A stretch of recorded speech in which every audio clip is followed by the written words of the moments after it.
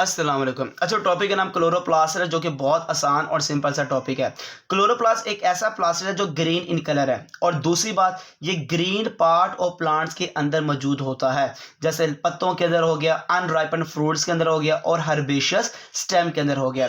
Double membrane bonded organelle है, self replicating है, अपने आप को डिवाइड करके अपनी तादाद को खुद बढ़ा सकता है और सेमी ऑटोनोमस ऑर्गेनेल है, मतलब कि मिलता जुलता है किससे? माइटोकॉन्ड्रिया से। ये आपके सामने पूरा क्लोरोप्लास्ट है। इसकी ये आउटर मेम्ब्रेन अगर देखा जाए स्मूथ होती है और मोर परमिएबल मेम्ब्रेन है।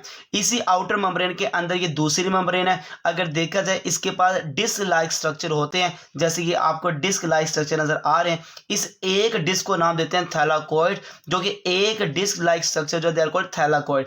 अगर थैलाकोइड की पूरी ढेरी लगा दी जाए, इन पूरी डिस्क की ढेरी लगा दी जाए, तो इस पूरी ढेरी का नाम होता है ग्रेनम। मतलब थैलाकोइड जो स्टैक टुगेदर होते हैं, एक दूसरे के साथ जुड़ते हैं और एक लंबी सी ढेरी बना देते हैं, आप इसको नाम देते हैं दे आर कॉल्ड ग्रेनम है। मैनी इन नंबर होता है, ये आपको काफी ज्यादा नजर आते हैं और ये एक ऐसी जगह ग्रेनम जहां पे लाइट रिएक्शन चलता है, लाइट रिएक्शन वाली जगह का नाम क्या? दे आर कॉल्ड ग्रेनम है।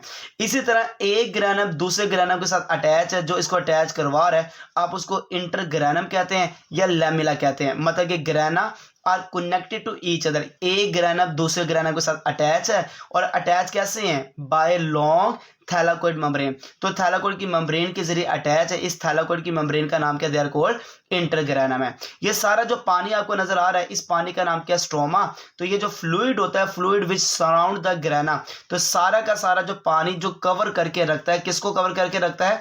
ग्रेनम को कवर करके रख रहा है। इस पानी का नाम क्या? स्ट्रोमा है, जिसके अंदर राइबोसोम्स भी होते हैं 70s वाले, सर्कुलर डीएनए होता है और इंजाइम्स होते हैं। ये पूरे पानी के पास, इस पूरी खाली जगह के पास, स्ट्रोमा के पास ये सारी चीजें मौजूद हैं।